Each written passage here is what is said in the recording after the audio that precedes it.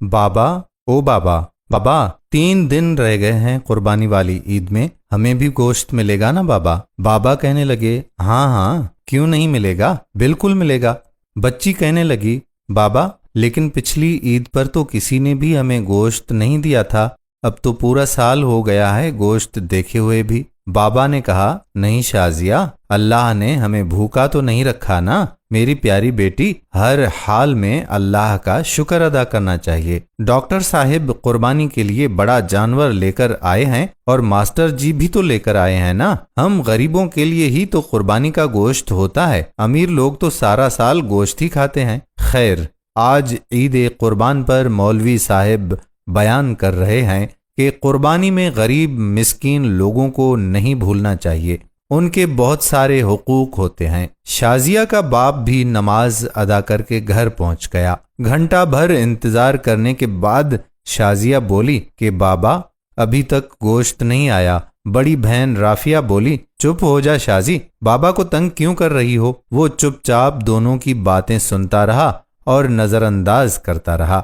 کافی دیر گزرنے کے بعد جب کہیں سے گوشت نہیں آیا تو شازیہ کی ماں بولی کہ جی سنیے جی، میں نے تو پیاز اور ٹماٹر بھی کاٹ دیے ہیں لیکن کہیں سے ابھی تک گوشت نہیں آیا، کہیں بھول تو نہیں گئے ہماری طرف گوشت بھجوانا، آپ خود جا کر مانگ لیں۔ باپ بولا شازیہ کی ماں تمہیں تو پتا ہے آج تک ہم نے کبھی کسی سے کچھ مانگا ہی نہیں، اللہ پاک کوئی نہ کوئی سبب پیدا کرے گا۔ دوپہر گزرنے کے بعد شازیہ کے اصرار پر پہلے ڈاکٹر صاحب کے گھر گئے اور بولے ڈاکٹر صاحب میں آپ کا پڑوسی ہوں، کیا قربانی کا گوشت مل سکتا ہے؟ یہ سننا تھا کہ ڈاکٹر صاحب کا رنگ لال پیلا ہونے لگا اور حقارت سے بولے پتہ نہیں کہاں سے آ جاتے ہیں گوشت مانگنے، اور تڑاک سے دروازہ بند کر دیا۔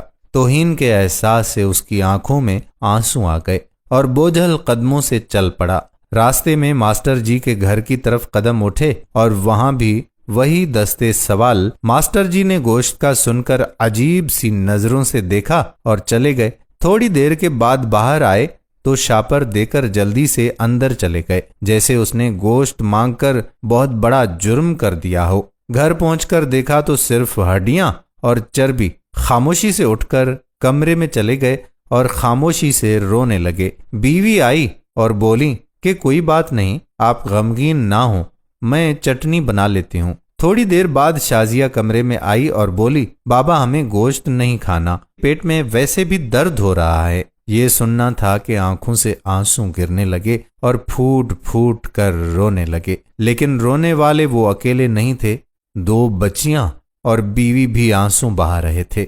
اتنے میں پڑوس والے اکرام کی آواز آئی جو سبزی کی ریڑھی لگاتا تھا، انور بھائی دروازہ تو کھولو، دروازہ تو کھولو۔ اکرم نے 3-4 کلو گوشت کا شاپر پکڑا دیا اور بولا کہ گاؤں سے چھوٹا بھائی لایا ہے، اتنا ہم اکیلے نہیں کھا سکتے، یہ تم بھی کھا لینا۔ خوشی اور تشکر کے احساس سے آنکھوں میں پھر آنسو آ گئے اور اکرم کے لیے دل سے دعائیں نکلنے لگیں۔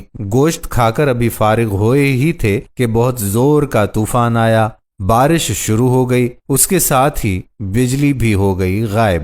دوسرے دن بھی بجلی نہیں آئی، پتہ کیا تو معلوم ہوا کہ ٹرانسفارمر ہی جل گیا ہے۔ تیسرے دن شازیہ کو لے کر وہ باہر کہیں جا رہے تھے تو دیکھا کہ ماسٹر جی اور ڈاکٹر صاحب بہت سا گوشت باہر پھینک رہے تھے جو بجلی نہ ہونے کی وجہ سے خراب ہو چکا تھا اور اس پر کتے جھپٹ رہے تھے۔ شازیہ بولی کہ بابا کیا کتوں کے لیے قربانی تھی؟ وہ شازیہ کا چہرہ دیکھتے رہ گئے اور ماسٹر جی اور ڈاکٹر صاحب نے یہ سن کر گردن جھکا لی۔